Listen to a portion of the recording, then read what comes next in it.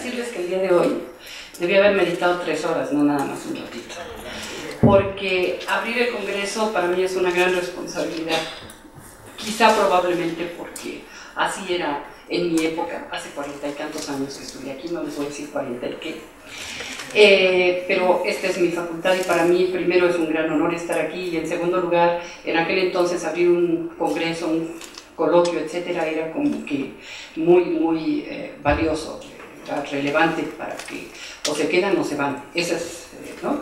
Entonces, Gavina me ha hecho favor de invitarme, lo cual le agradezco con todo el corazón porque efectivamente me apasiona el tema. No nada más desde el punto de vista teórico, sino en la práctica, obviamente. Entonces, pues sí, nada más que esta vez, como soy un poco mujer fácil, a todo digo que sí, se me ocurrió decir que iba yo a hablar sobre mindfulness y empatía. Y lo que yo conozco de empatía es totalmente teórico porque no trabajo con eso, pero siempre me anduvo llamando la atención relacionar el mindfulness con la empatía y con los potenciales transferidos. Entonces, hace 2 años que me hizo favor de invitarme también, neurociencias, las bases neurocientíficas del mindfulness. Bueno, ahí no llegué tan, ¿no? Porque, bueno, más o menos me muevo, pero el día de hoy, híjole, bueno, ahí les va lo que preparé. Y muchísimas gracias, Gavina, por la presentación y sobre todo por la invitación. Para mí es un honor estar aquí. Puse los 3 escudos porque, primero que nada, ciertamente soy puma de corazón, o sea, y lo seré toda mi vida. Yo soy de aquí, de la UNAM, aunque no haya estado en la Facultad de Psicología porque estuve 40 años en la Facultad de Medicina, de todas maneras yo soy puma y se acabó. Entonces, efectivamente, como dice ahí, soy de la UNAM y lo seré toda la vida. Después, pues, también hemos fundado esta Sociedad para el Estudio y Reducción del Estrés y trabajo en la WIC, que es en donde ahora hago investigación y cosas por el estilo. Entonces por eso se me hacía como muy justo, porque los 3 espacios me han permitido poder aprender, pero básicamente quien a mí me dio las bases en todos sentidos, investigación, académicos, lo que sea, es mi querida UNAM. No lo entendí.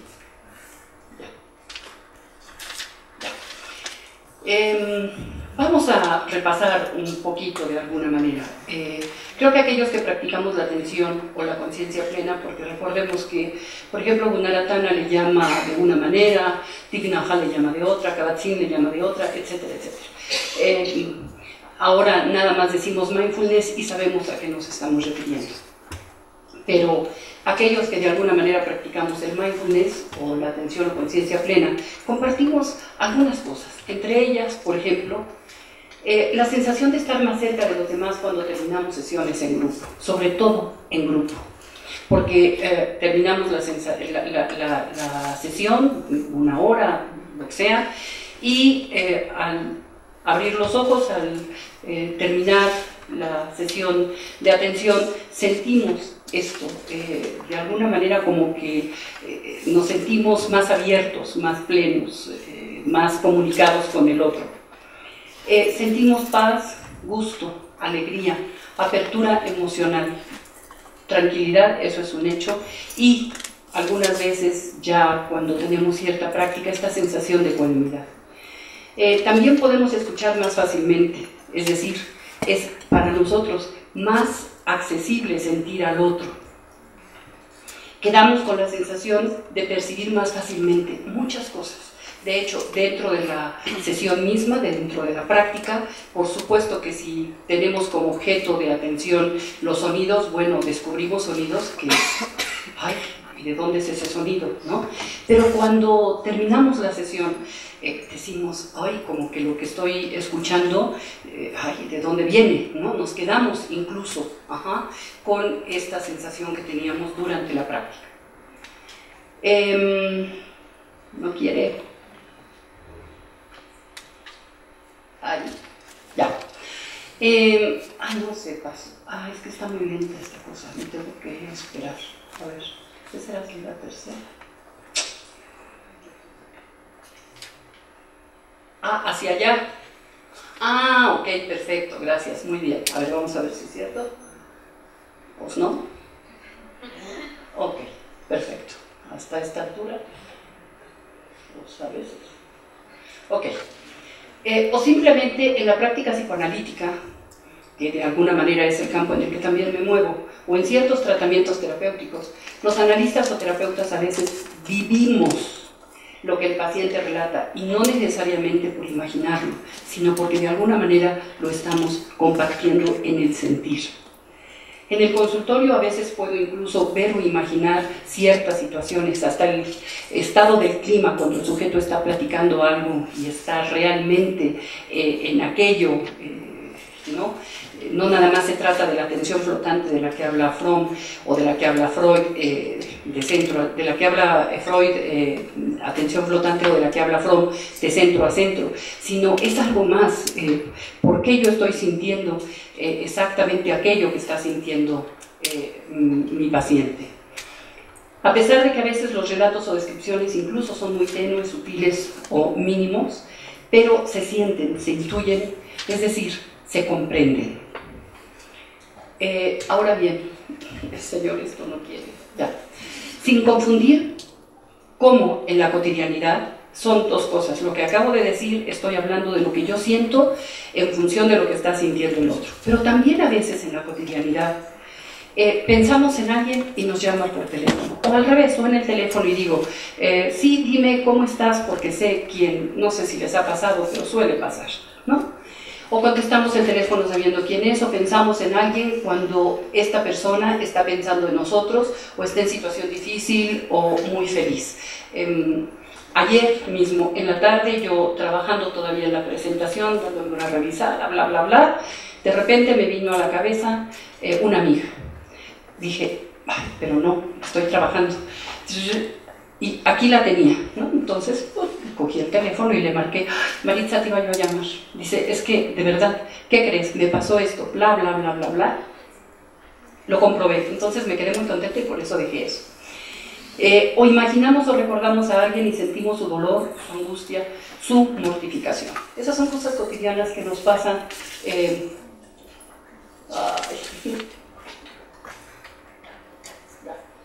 O otra de las cosas que muy cotidianamente nos sucede, si estamos en un cubículo y pensamos en algo, alguien en otro cubículo piensa lo mismo, después de que ambos meditaron un rato. Tenemos los mismos patrones electroencefalográficos cuando nos encontramos en silencio, pero de alguna manera comunicados, ¿no? Y eso se demostró en esta facultad. Se ha replicado en otros laboratorios, en Estados Unidos, en Francia, en India, etc. Pero eso se descubrió de alguna manera básicamente aquí, aunque ya se estudiaba antes en otros lados. Ahora bien, realmente, si se fijan, primero lo que mencioné es que a veces nosotros, cuando tenemos a alguien enfrente, sentimos lo que está sintiendo el otro. Y cuando nos referimos a estos ejemplos, estamos hablando, tratando de hablar de lo que es la empatía. El que sienta lo que el otro siente se llama empatía. Sin embargo, en lo que siguió, el hecho de que yo pueda estar pensando en algo y de repente Gabina me dice, oye Maritza, fíjate que, y es lo que yo estaba pensando, así como que, como diría alguien de esta facultad alguna vez, voy a traer puesto un casco de plomo para que no me salga nada, ¿no? Entonces, ¿sí sabes quién decía eso? Jacobo. Entonces, que respondamos como el otro es comunicación interhemisférica a través del potencial transferido, y el ejemplo está aquí abajo, no se alcanza a ver probablemente mucho. ¿Dónde me dijo el señor que se le apachurraba? Aquí, ajá. Esto es un potencial transferido, esto es el control y esto es el experimental. Cuando un compañero platicaron, después se fue un compañero en un cuarto y el otro compañero en otro cuarto, se le da un estímulo al número 1 y el número 2 responde exactamente igual que el número 1, de esta manera. Entonces, bueno, esto creo que es, y la empatía, bueno, aquella figura, espero que, es para acá, qué complicado es esto, ya. Ahora bien, entonces el proceso de la empatía y el proceso del potencial transferido, yo creo que vamos a repasarlo muy levemente para que veamos, o cada quien ¿no? Opinemos si estamos hablando de lo mismo o estamos hablando de dos cosas diferentes. Y después, ¿por qué la meditación de alguna manera, o por qué la atención plena nos favorece y nos facilita qué respecto a la empatía, qué respecto a el potencial transferido y qué respecto a la compasión? Desmenuzando, ¿qué pasa en nuestros cuerpos cuando practicamos atención plena? En nuestro cuerpo. ¿Qué zonas cerebrales se activan cuando vemos o imitamos a alguien, aunque sea mentalmente? ¿Qué es atención plena? ¿Qué es empatía? ¿Qué son las neuronas espejo? ¿Y qué es el potencial transferido? Bueno, vamos muy rápidamente a repasar esto. Nada más recordando, para que nos homogeneicemos de alguna manera con los conceptos, recordemos que el mindfulness es esta palabra que es una palabra inglesa que lo que trata de representar es el término Pali Vipassana. Pero Gunaratama le llamaba, o le llama en sus libros presencia mental, por ejemplo, Thich Nhat Hanh le llama conciencia plena, Gunaratama presencia mental, Thich Nhat Hanh plena conciencia o conciencia plena, Kabat-Zinn le llama atención plena, y los neurocientíficos en sus artículos, la mayoría les llaman meditación consciente. Entonces, si se fijan, desde ahí valdría la pena que estuviéramos como muy atentos porque lo traducen de manera diferente. Estamos hablando de Gunaratama, un monje budista, de Theravada, estamos hablando de Thich Nhat Hanh, budista zen, de Kabat-Zinn, que estudiaba estrés y que es un científico, y los neurocientíficos de ahora, la mayoría, Richard Davidson, Sarah Lazar, etcétera, etcétera, hablan acerca de la meditación consciente. Yo recuerdo que mis maestros me decían que sobre todo en México teníamos que ser muy cuidadosos en hablar de meditación, porque desafortunadamente la palabra meditación tiene como un sesgo, o la gente lo sesga hacia lo religioso. Y el mindfulness no es ni magia, ni una filosofía religiosa, ni nada por el estilo. Por lo menos desde aquí lo estudiamos desde el punto de vista neurocientífico, psicofisiológico, psicodinámico, pero no es una religión. Y muchas personas, cuando les habla uno de meditación, se imaginan, yo creo que a las monjas carmelitas descalzas meditando o algo por el estilo, ¿no? Entonces, sin embargo, los neurocientíficos lo han traducido en español como esto, como meditación consciente. Ahora bien, si quedamos que esto es mindfulness, es una palabra, como decía hace rato, que deriva de la, o sea, que realmente lo que significa es vipassana. Vipassana proviene de dos raíces en Pali. Pasana, que es ver o percibir, y vi, que significa, es un prefijo con muy complejo porque tiene varias acepciones, conjunto de connotaciones como dentro de y a través de. Entonces, dentro de lo que estoy percibiendo, a través de lo que estoy viendo o percibiendo.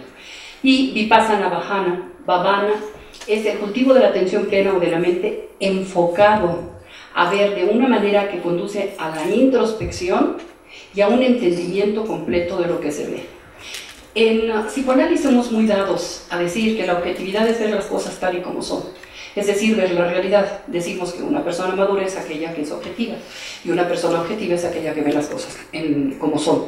Y ver las cosas como son, teóricamente, ¿no? Sí, muy teóricamente, es estar viviendo en la realidad o ver lo que realmente está pasando.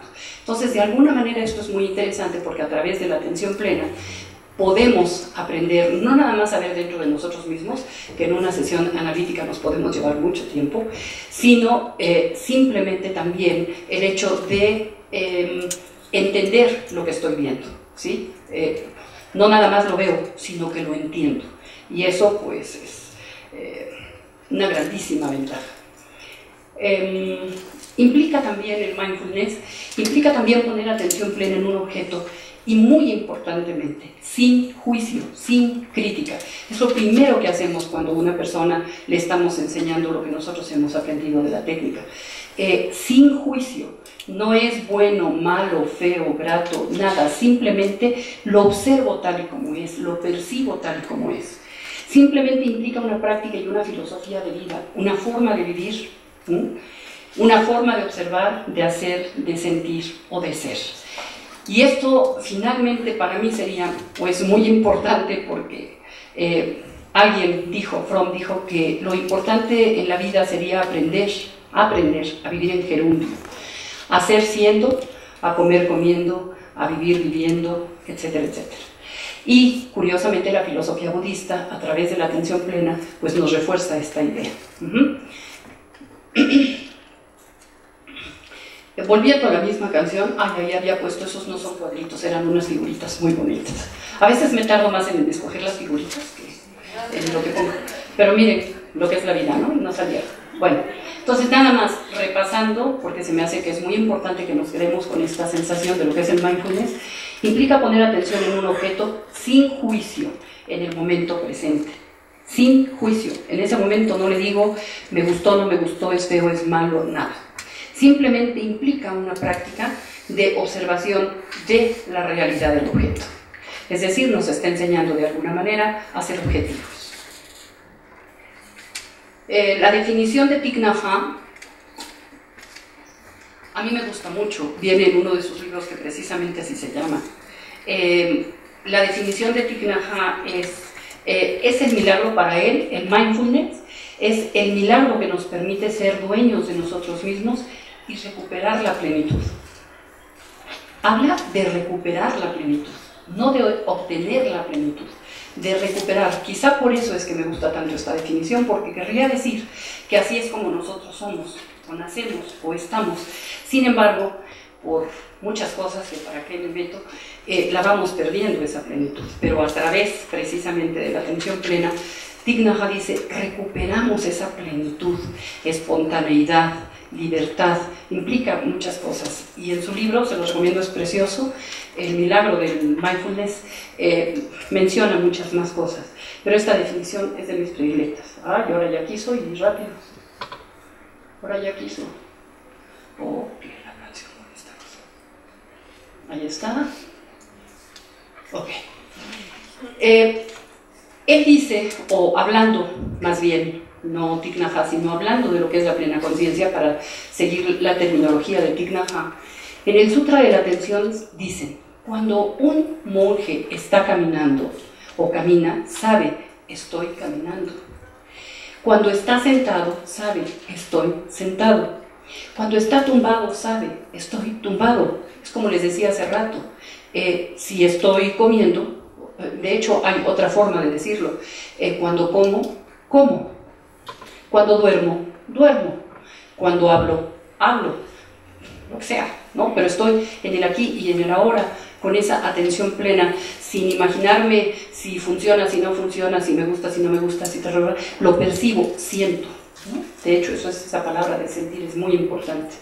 Sea cual sea la postura que su cuerpo adopte, el monje debe ser consciente de su posición. Igual que nosotros cuando practicamos y cuando nos sentamos, por supuesto que estamos conscientes de nuestra postura, y sobre todo al inicio, porque al inicio yo, en buena medida quizá por la estatura que tenía, porque ya bajé 2 centímetros obviamente, pero me encorvaba. Y cuando comencé realmente a sentarme, bueno, ¿para qué les cuento? Mantener la espalda realmente como debe de ser, en posición digna, diría Kabat-Zinn. Pero entonces uno, aparte de que aprende, es un condicionamiento, el sentirlo, el vivirlo, es una experiencia, porque pues, uno camina y uno se sienta, pero no está uno consciente de cómo estoy sentado y cómo voy caminando y qué siento, nada. Sea cual sea la postura que su cuerpo adopte, el monje, ejercitándose así, vive siendo consciente de una forma directa y constante de su cuerpo, de su mente, de sus pensamientos y, sobre todo, lo más importante, por lo menos para mí, en lo que practico es, y de sus sentimientos. ¿Y por qué hablo de sus sentimientos? Porque tengo la experiencia de que en escuelas secundarias yo le he preguntado a los chicos, ¿me puedes por favor hacer una lista de por lo menos 10 sentimientos? Y es muy triste ver que llegan a 3. Alguno una vez llegó a 5, ¿no? Y que decimos de que la diferencia entre emociones y sentimientos, pero como ahora todo es chido, padre o güey, entonces pues ya cuál sentimiento, ¿no? Realmente no es lo mismo ira que coraje que desagrado, son cosas diferentes, pero es muy difícil ahora que los chicos sientan, y para mí es muy importante que los niños aprendan a sentir, y para eso mi amiga Mira les enseña. Los efectos del mindfulness en el cerebro aportan Datos como los de, por ejemplo, esta investigadora que tiene unos artículos deliciosos, que esos los vimos hace 2 años, por cierto, los de Sara Lazar, que indican un aumento de tamaño del córtex del cíngulo, con sus respectivos, obviamente, efectos sobre el aprendizaje, sobre la memoria y la regulación de las emociones, entre otras cosas. La disminución de la actividad de la amígdala derecha, esta es interesantísima. La disminución, ¿se acuerdan? La amígdala forma parte del lóbulo temporal y de alguna manera es una de las estructuras responsables de la fisiología de las emociones. Entonces, la disminución de la amígdala derecha apoya la hipótesis de que la atención plena puede mejorar la estabilidad emocional y la respuesta al estrés. ¿Por qué? Porque personas con troles siguen con su tacto, con sus disparos, ¿no? En cambio, ponen a personas, las sientan, les enseñan atención plena y entonces esta actividad se disminuye. Los efectos sobre el cerebro no solo se presentan durante la práctica, esto es muy interesante, porque si no diría uno, ay, pues, ¿qué? ¿Voy a estar sentado todo el día? Pues no, ¿verdad?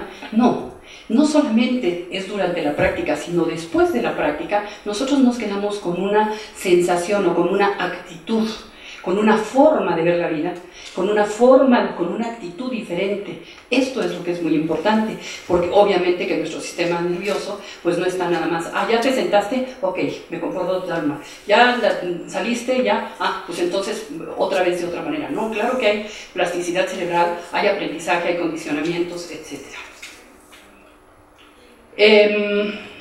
Y la última, el mindfulness cambia el cerebro y a la función inmune. Hay varios artículos que hablan de eso.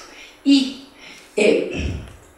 esta gráfica es la última que ha salido sobre el número de experimentos que hay precisamente sobre mindfulness desde el punto de vista científico en publicaciones de revistas indexadas. O sea, realmente creo que si sumamos, yo me puse a hacerlo, sí, porque me divierto, son más de 3.000 ya, ¿no?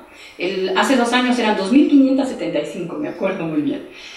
Y luego busqué la última, es esta, nada más llega hasta el 14, o sea, faltan los trabajos del 15, y luego los del 16, etc. Y yo digo que va a seguir subiendo. Creo que realmente con esto de alguna manera nos damos cuenta que los neurocientíficos han descubierto que algo le hace la atención plena al cerebro, algo nos hace la atención plena como seres humanos, como personas, a nuestro cuerpo, etc. La gráfica esa me encanta, yo no lo van a creer, pero he soñado con ella. Es que me impactó cuando la vi por primera vez. ¡Ay, cosa! Ya. Ahora bien, permítanme por favor que hagamos este pequeño ejercicio, se me olvidó cuando me subí. Joven, ¿podría por favor usted rápidamente entrar a YouTube? Muchas gracias. Es un ejemplo muy rapidito. Es que yo lo intenté poner y no lo pude grabar, quién sabe por qué. ¿Sí? En YouTube pone bostezo. Vamos a hacer un ejercicio, es muy elemental, muy sencillo, pero muy interesante.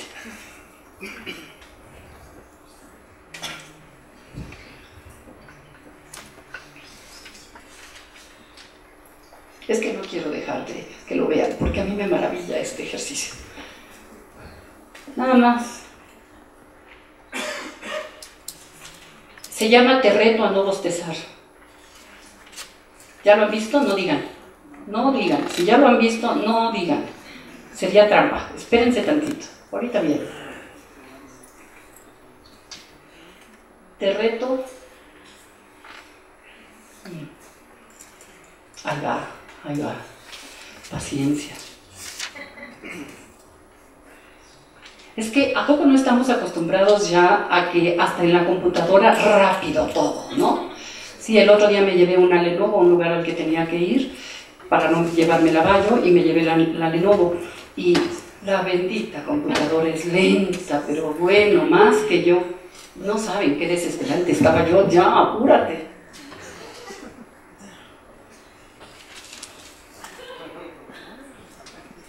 Y eso que practico el mindfulness, imagínense si no cojo la computadora y chas, responde.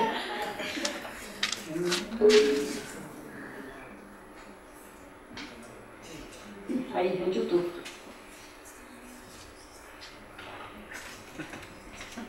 Ahí, arribita, ahí abajito, más abajito.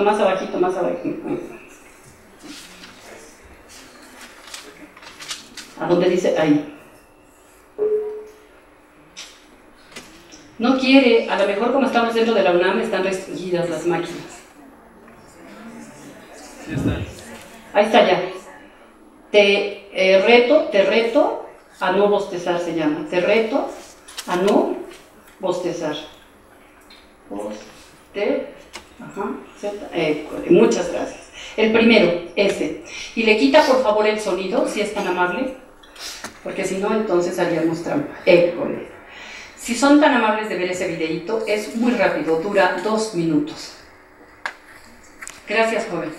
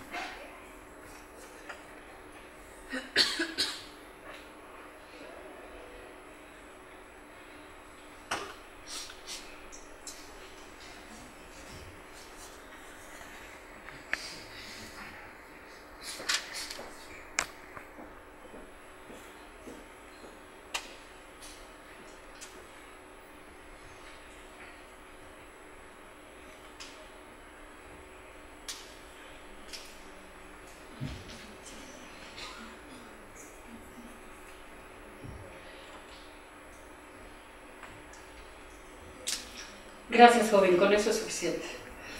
Creo que no me funcionó mucho el experimento. No se controlen, sean espontáneos. Levanta la mano, por favor, ¿quién bostezó? Muchísimas gracias, entonces no me falló el experimento, ¿no? Lo que pasa es que, claro, con la definición de empatía al principio sabíamos de qué se trataba, ¿no? ¿Sí? No, ya bostezó alguien más, ya te vi, ya te vi. ¿Sí?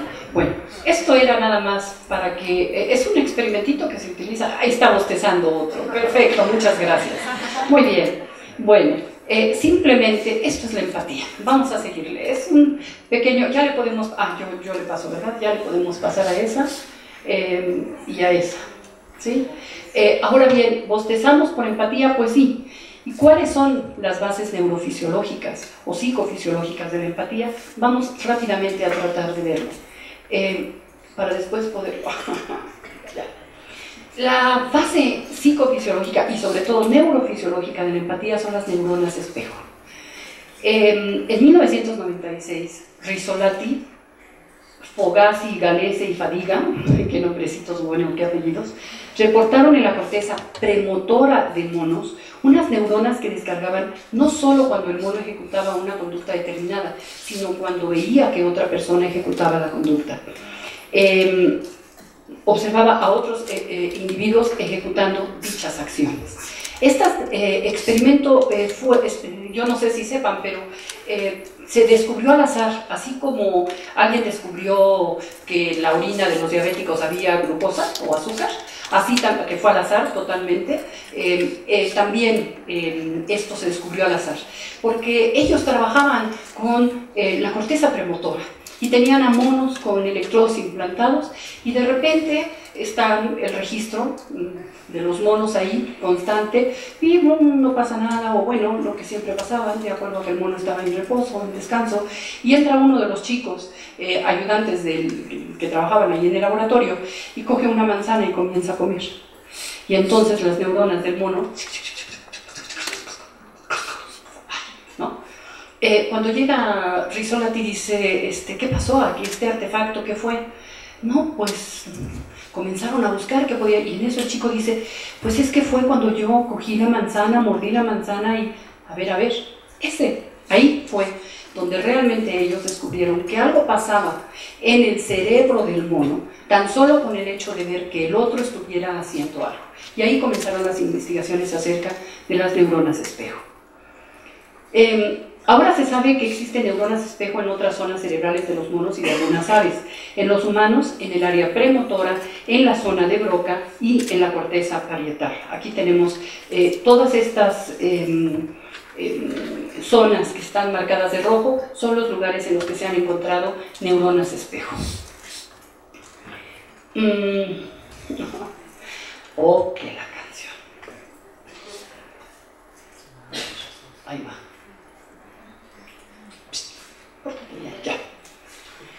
Así, en las neurociencias se supone que estas neuronas desempeñan un importante papel dentro de las capacidades cognitivas ligadas a la vida social, tales precisamente como lo es la empatía, que es la capacidad de ponerse en el lugar del otro, o la capacidad de sentir lo que el otro siente, o la capacidad de ponerse en los zapatos del otro. Él es Giacomo Rizzolatti de la Universidad de Parma en Italia, y él dice, las neuronas espejo te ponen en el lugar del otro. Eso es lo que él dice, que es el que más ha investigado. Y después viene Giacoboni, hay muchos otros investigadores ahora. Con respecto a la empatía, si vemos las siguientes imágenes, no podremos menos que sentir o imaginar muy vívidamente lo que está sintiendo cada uno de ellos. Y creo que a veces, incluso yo les hago un ejercicio a mis alumnos en el que solamente les describo algo y ellos se imaginan y me dicen, por ejemplo, les digo, imaginen que ustedes ven salir a dos chicos vestidos iguales, con una gabardina encima. Uno trae las manos metidas en la bolsa, va caminando con la cabeza agachada, y el otro va platicando, va moviendo las manos, bla, bla, bla, etc. ¿Y qué se pueden ustedes imaginar de esas dos personas? Y atinadamente siempre dicen, el que va con las manos metidas en los bolsillos y con la cabeza agachada está triste, deprimido, preocupado, etc.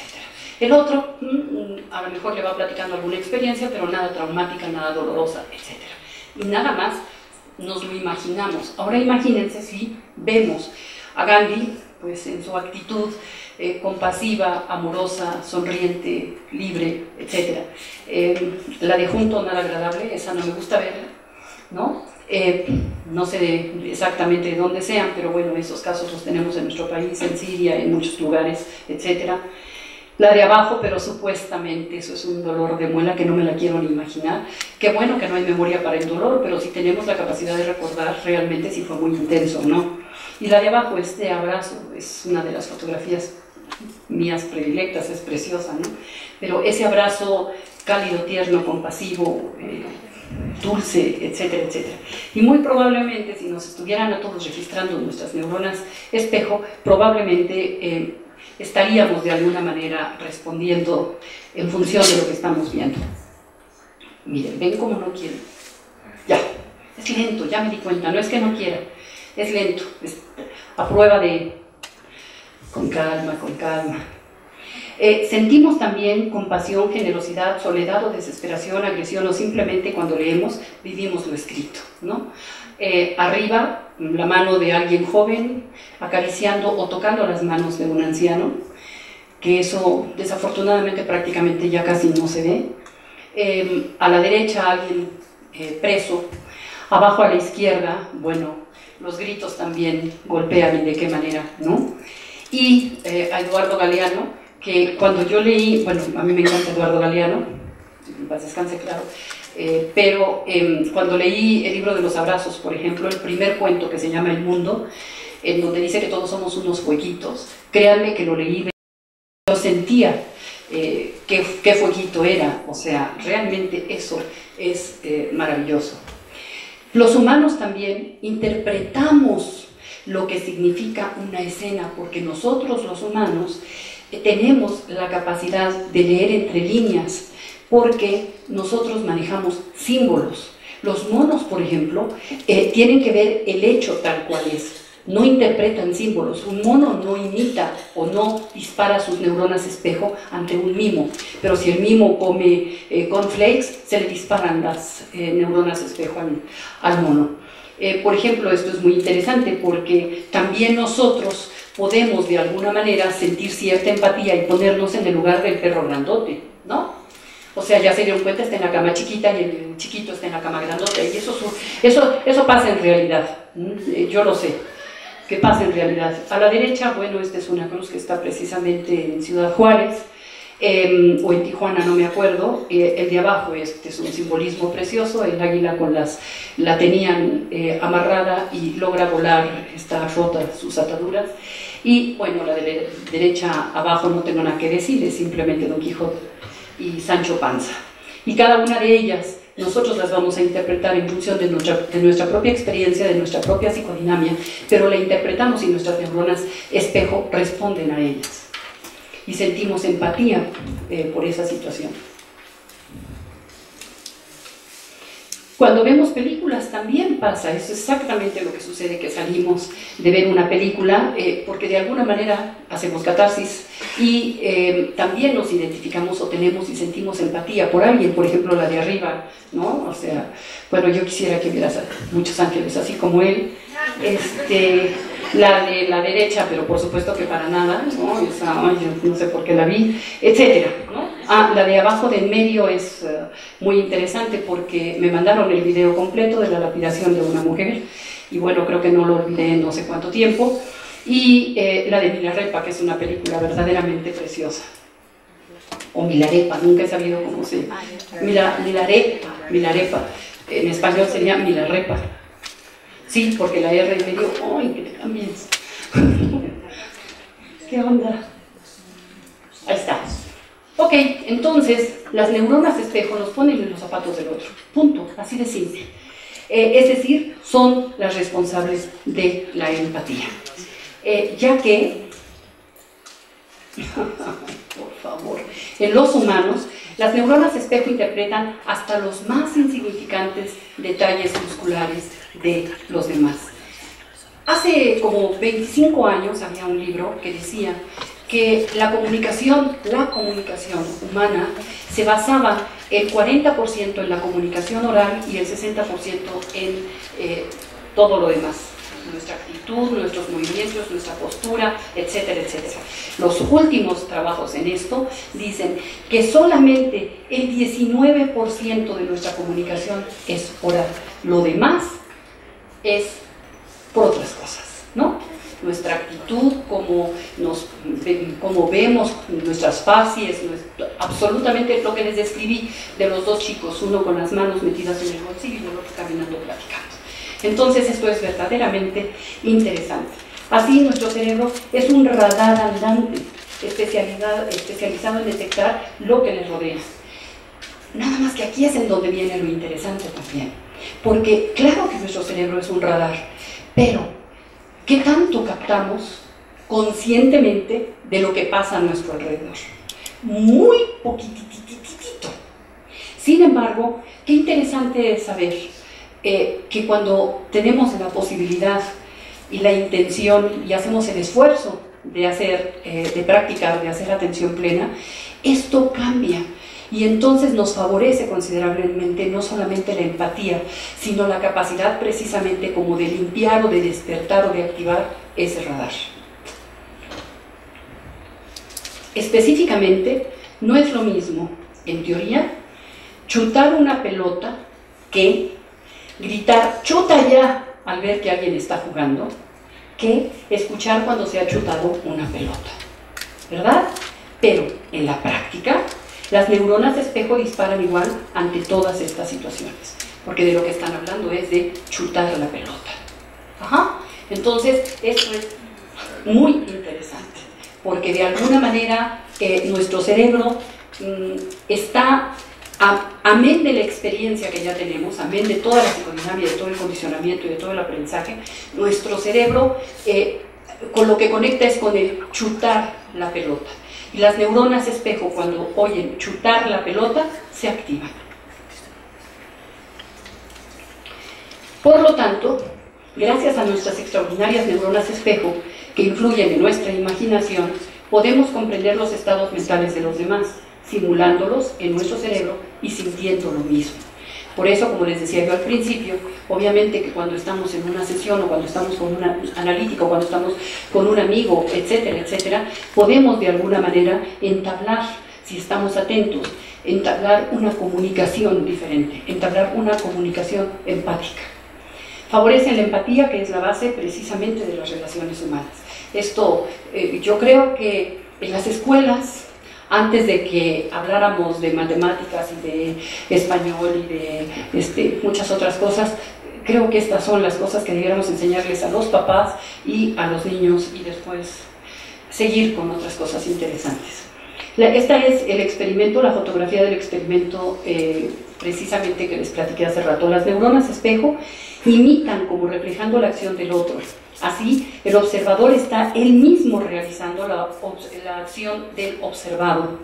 La misma neurona que se activa cuando el mono agarra una cosa, se activa también cuando el mono está quieto y ve que alguien agarra la misma cosa. En este caso, la fruta, porque esa es la imagen del ejemplo original, o sea, de lo que realmente pasó cuando se descubrieron. Giacoboni, que es otro de los investigadores en neuronas espejo, dice: la imitación nos permite ser empáticos y entender a otros. Es nuestra manera de conocer el mundo que nos rodea. Hasta cuando movemos las manos al hablar, las neuronas espejo se activan. O sea que conmigo no necesitan que yo hable, porque con las manos tengo. Voy a permitir decirles que una vez invité a una amiga que llevaba a su niño de 3 años y nos sentamos a comer y comenzamos a platicar, y el niño junto de nosotros, y de repente, sin decir absolutamente nada, se paró y comenzó. Y entonces, obviamente que mi amiga y yo volteamos y le dijimos que, dice, es Maritza, ¿no? Obviamente desde ese día soy muy consciente de qué tanto muevo las manos. Y además, si estoy enfrente de un compañero psicoanalista, más todavía, porque eso se interpreta. Hasta cuando movemos las manos al hablar, fueron descubiertas en una parte del cerebro de un mono homóloga al área humana del lenguaje. Eso es muy interesante, ¿no? Antes que los humanos fuesen capaces de comunicarse con palabras, lo hacían con gestos, algo en lo que las neuronas espejo son muy útiles, pues controlan manos y decodifican los movimientos del otro, ¿no? Eso es importantísimo, que en dónde están colocadas. ¿Para qué están hechas? Para crear una paridad entre los seres. Después, a través de la evolución, las propiedades de estas neuronas derivaron, obviamente, ¿a qué? Pues al lenguaje. Nada más que yo soy bastante arcaica en muchas cosas. Entonces, las neuronas espejo se activan cuando alguien observa lo que el otro hace, gesticula, mueve las manos al hablar. En los invidentes esto es muy interesante porque hay algunos artículos que hablan cómo estas neuronas espejo se activan con sonidos. Entonces, pues sí, claro, ellos se comunican de esa forma. ¿Por qué no quieres, oye? Ya. Y pues todo esto me lleva de alguna manera a recordar uno de mis frases predilectas: la palabra enseña y el ejemplo arrastra. O sea que no necesitamos hablar y decirle al hijo, pórtate bien, o lo típico que todos los padres decimos. Hay una que me encanta, porque además la he oído: mira hijito, cuando estés en la escuela, si un niño o una compañerita viene y te pega, ¿no?, o te lastima, tú le dices, respétame, por favor, me duele lo que me estás haciendo. Sí, papi, ándale pues, vámonos a la escuela, ¿no? Y ahí van. Y entonces van a la escuela y el niño va atrás, el papá va manejando, y al papá se le cierra un auto. Y el señor coge el bastón ese con el que se atora los volantes y se baja, ¡chas, chas, chas! ¿Qué creen que vaya a hacer el niño cuando llegue a la escuela? Tan simple, ¿no? Y en buena medida eso es la base del bullying, que es otro de mis temas, ¿no?, predilectos. Pero por supuesto, la palabra enseña y el ejemplo arrastra. Y hay toda una base neurocientífica que nos está diciendo que imitamos y que nuestras neuronas espejo imitan, ¿no? Así de simple. Siempre he querido saber quién dijo eso, pero lo he buscado y no lo encuentro. Entonces, quién sabe a quién se le habrá ocurrido, pero era un sabio. Ay, ¿mande? ¿Quién? ¿Pero el mindfulness qué dijiste? Seguramente que un practicante de mindfulness, seguramente que ahí está ya. Ok.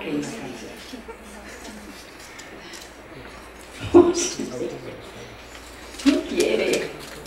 Oiga. Ya. Entonces. Bueno. ¿Qué les pasa? Oiga, su cosa esta no me quiere a mí, ¿eh? A ver. ¿Ya? Ok, la canción. Ya. Ahí lo dejo. Ahí se queda. No lo muevo. Bandura tenía razón. Si recuerdan ustedes, si la mayoría de los que estamos aquí somos psicólogos, Bandura tenía razón. Es el padre del concepto de aprendizaje vicario o aprendizaje social. Y se acuerdan de su típico muñeco bobo, del video de su muñeco bobo, del experimento que hizo del muñeco bobo. lo recuerdan, ponían a un muñeco, la maestra le pegaba, lo pateaba, lo aventaba, etc. Y ese video se lo pasan a un grupo de niños, porque hubo grupo experimental de control, y al grupo experimental le pasan el video, después mandan al niño a que juegue al salón donde están los juguetes, y lo primero que hace llegando es coger al muñeco, le pega, lo patea, cosa que no había hecho antes. Y el grupo control meten a los niños y ni toman en cuenta el muñequito, ¿no? Y además lo hizo con niños y niñas, no es una cuestión de género. Entonces el experimento es verdaderamente interesante, y a partir de ahí, bueno, lo que no ha escrito sobre aprendizaje social y aprendizaje vicario. Entonces el aprendizaje vicario social existe, se imita lo que se vive, como la violencia en los medios de comunicación que está provocando conducta imitativa. Eso también es una cosa que hemos medido, y por supuesto que los adolescentes, al estar teniendo tantos videojuegos, al estar teniendo violentos, al estar teniendo esta posibilidad de ver programas televisivos a cualquier hora con muchísima violencia, etc., bueno, ¿qué estamos esperando? ¿Que se vayan a practicar? O algunos programas televisivos, la conducta de los demás. Entonces, quizá, probablemente, esa es una hipótesis o una postulación o una esperanza, no sé cómo llamarle. Quizás si nosotros promovemos que la gente haga atención plena, tenga la capacidad de poder sentirse empático con la gente que está haciendo atención plena, y veremos para más adelante, obviamente, que la atención plena nos lleva a sentir compasión. A ver, vamos a ver, pórtate bien.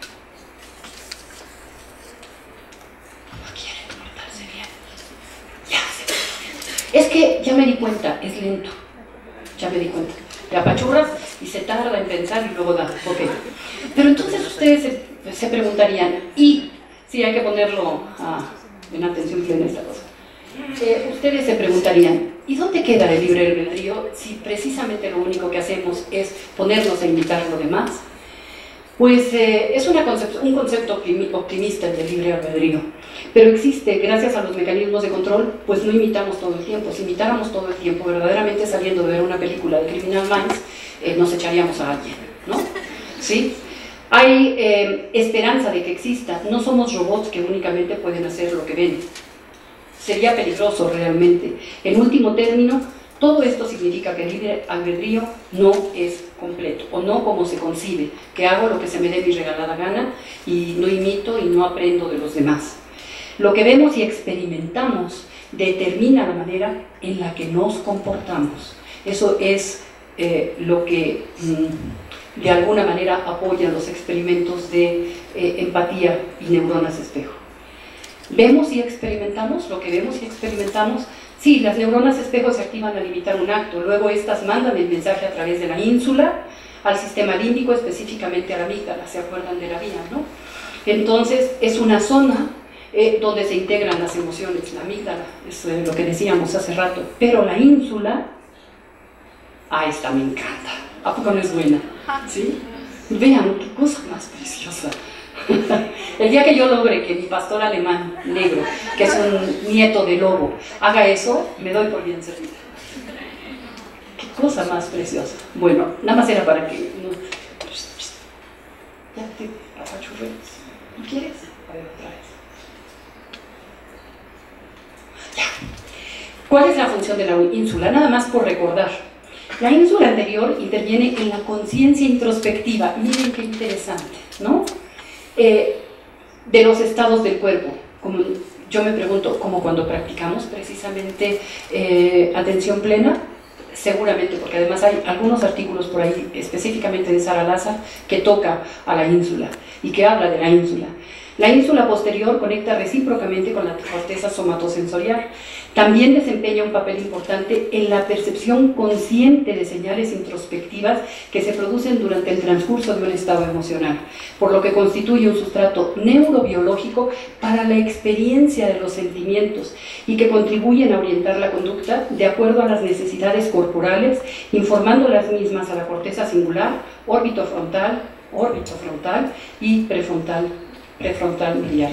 Pues recordemos que el órbito frontal, sobre todo, es en donde se integra el juicio, las decisiones, la ética, la ecuanimidad, etcétera, etcétera. Así de simple.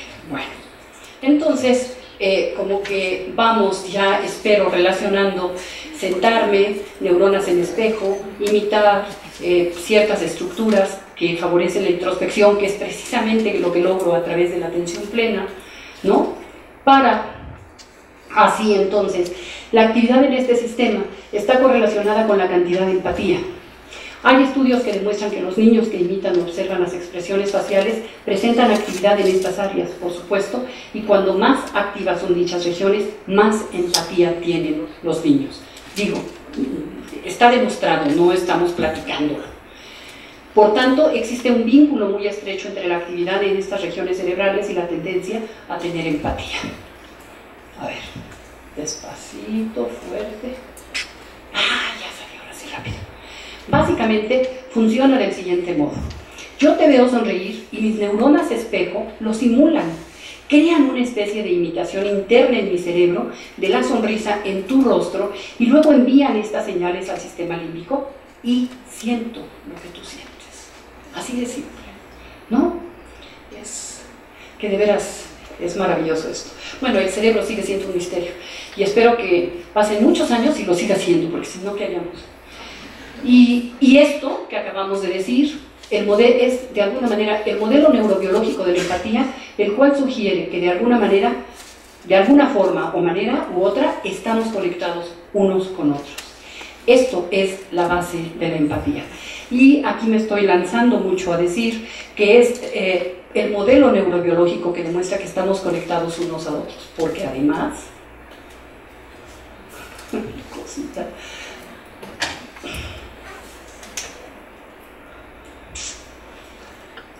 ya, además, las neuronas espejo favorecen la imitación, por lo tanto son importantes en el aprendizaje, obviamente, el comportamiento social, las relaciones, la formación de bandas, ¿no? En las etnias, obviamente, agrupaciones por género, afiliaciones políticas, etc. Nos refuerzan que la familia, la sociedad, la comunidad son valores realmente innatos. Quizá probablemente se acuerdan del triángulo de Maslow, ¿no? En donde dice que después de la necesidad básica de comer y la vida sexual y beber, la siguiente es la necesidad de pertenecer a, ¿no? Yo digo que estas benditas neuronas tienen que ver con eso. Son finalmente la base de la empatía, ¿por qué?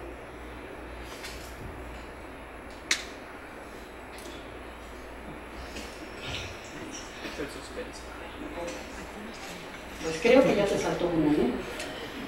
Bueno, sí, se saltó una. Estoy casi segura que se saltó una. Son la base de la empatía porque...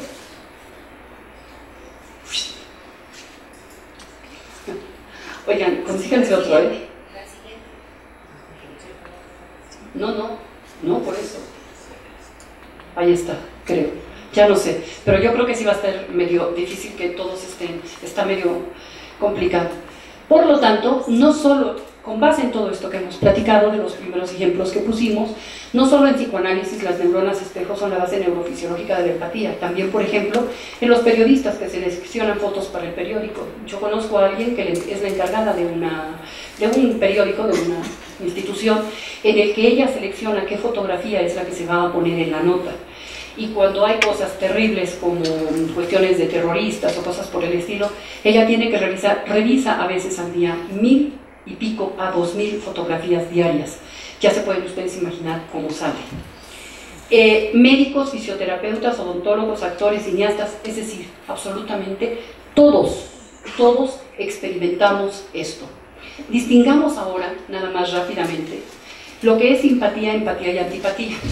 Una amiga homeópata, hace poco me acaba de decir, bueno, me lo recordó, claro. Me dijo un día, yo no lo había pensado, que para ellos, para los homeópatas, era muy importante, que eran de las primeras cosas que aprendían, el distinguir lo que era la simpatía, la empatía y la antipatía.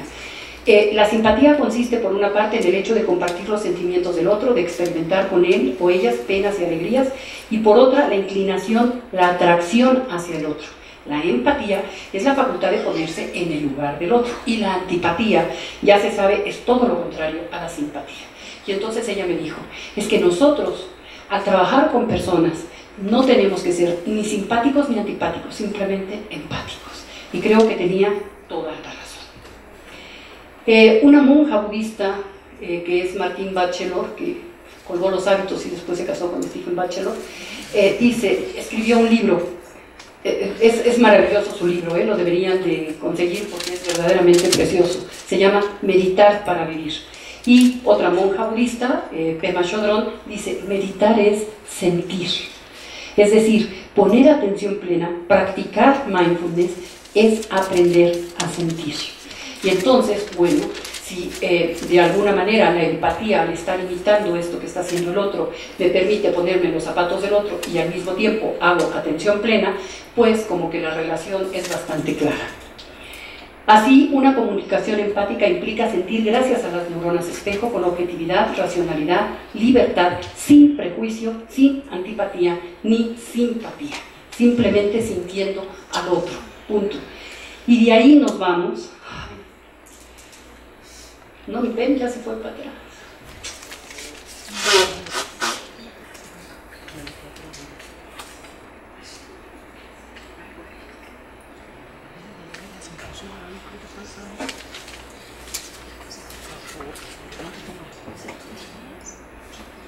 Bueno, ahora bien, ¿y qué sucede en nuestros cerebros cuando practicamos conciencia plena en grupo?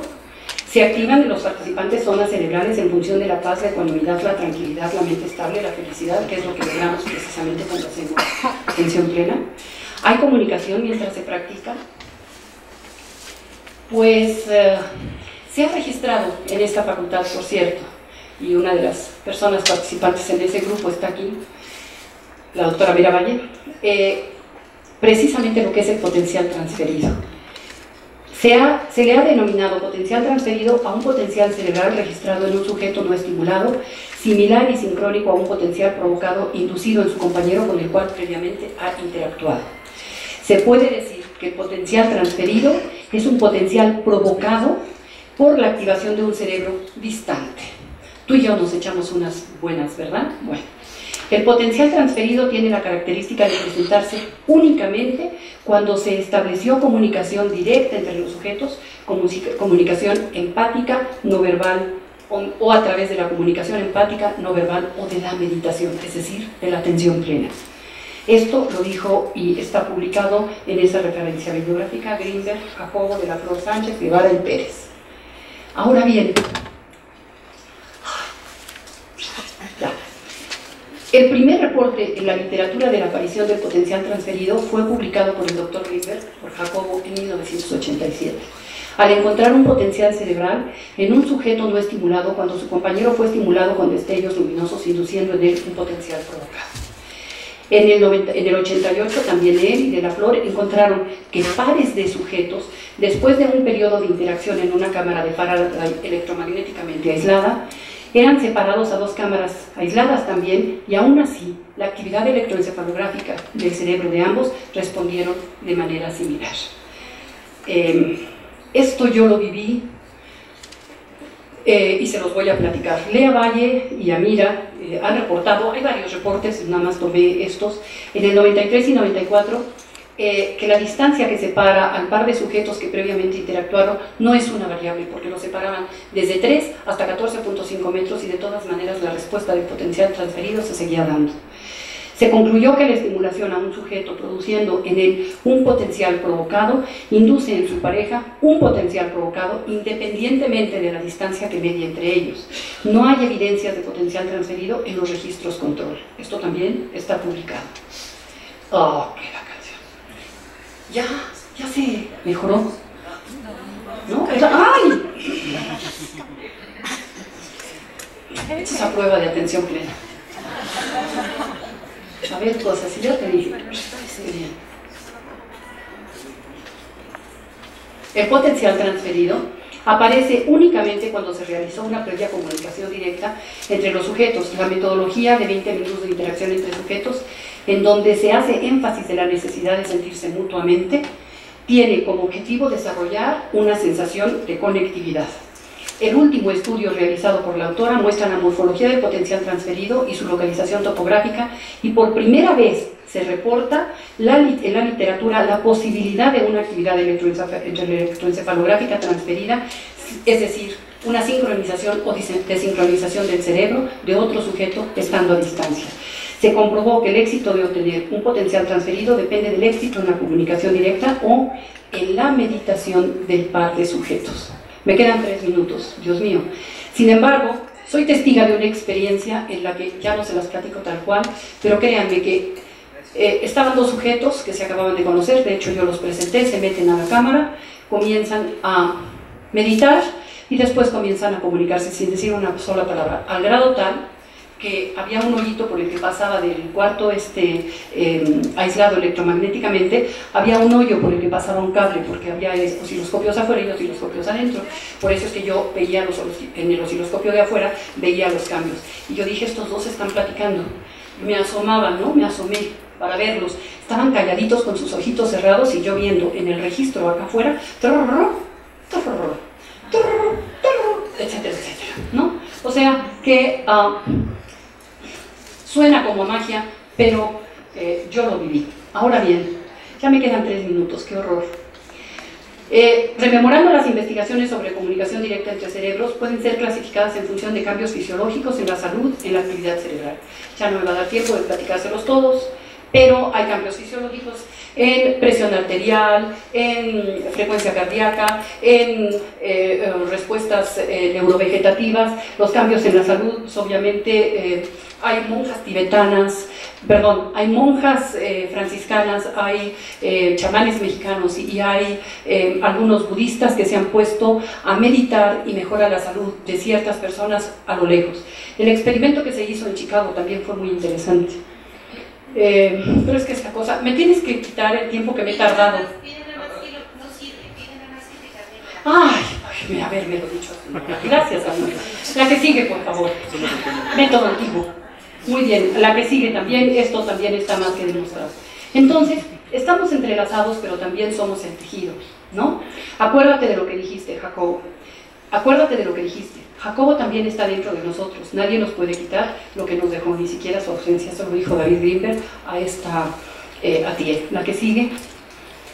Bueno, si recordamos que la mente es un sentido, ya voy a acabar, que la mente es un sexto sentido para los budistas, que la actividad de ciertas neuronas espejo garantiza la empatía, que ciertas zonas cerebrales se alertan con la práctica, que la práctica cambia la actividad cerebral, esa es la más interesante para mí, que la conciencia plena nos ayuda a sentirnos, a sentir a los demás y a sentirnos a nosotros mismos, que existe la comunicación a distancia, entonces que la práctica de la conciencia plena o atención plena o mindfulness favorezca el sentimiento de compasión, no es de extrañar si la empatía que se genera al practicar se antoja, se siente, se arrastra. La que sigue. La compasión, nada más por recordar, el doctor Vicente Simón, que es el que metió el tema de mindfulness en España, él en su libro El corazón del mindfulness dice: la compasión es el deseo de que todos los seres vivos, incluyéndonos a nosotros mismos, se encuentren libres de sufrimiento, así de simple, porque hay mucho la costumbre de creer que si te tengo compasión te tengo lástima, nada que ver. A través de la atención plena, reforzada por la empatía, la compasión se comprende, se siente y se desarrolla. Y a través de sentir al otro, es decir, de la empatía, al ayudar y aliviar el dolor del otro o de uno mismo, hará que sintamos alegría y paz interior. La que sigue, por favor. La compasión, esto es textual del doctor. La compasión y la autocompasión son habilidades que pueden ser entrenadas, fortalezas que nos permiten transformar para bien el sufrimiento emocional, que producen cambios cerebrales que contribuyen a mejorar las relaciones interpersonales, a aumentar nuestra sabiduría, nuestra salud y nuestra felicidad. Entonces, empatía y mindfulness, por supuesto que están relacionados. La que sigue. Así, la práctica como método introspectivo, la práctica del mindfulness, como método introspectivo que disminuye la intranquilidad de la mente, que ayuda a la ecuanimidad, ayuda a que la empatía exista, se dé, funcione, y esta, al sentir al otro, puede incluso con un simple abrazo, caricia, mirada, susurro, expresar la compasión amorosa. Pero no solo entre seres unidos en el espacio, es decir, los que estamos aquí, sino por el amor, la amistad o simplemente la capacidad de saberse uno con el universo. La que sigue. Pues tratando de entender a nuestro Jacobo, si trabajas con tu propia conciencia, lo cual se logra a través de la práctica de la conciencia plena, vipassana o mindfulness, tu capacidad empática se verá fortalecida lo cual ayudará a que la compasión amorosa brote espontáneamente, pudiendo sentir a quien sea o comunicándote incluso a distancia con alguien. Ojalá ese alguien pudieran ser los seres sufrientes Ayotzinapa, etcétera, etcétera, etcétera. Afortunadamente, aún hay mucho que soñar y descubrir, obviamente, con humildad. La que sigue, gracias por su paciencia y sobre todo por practicar.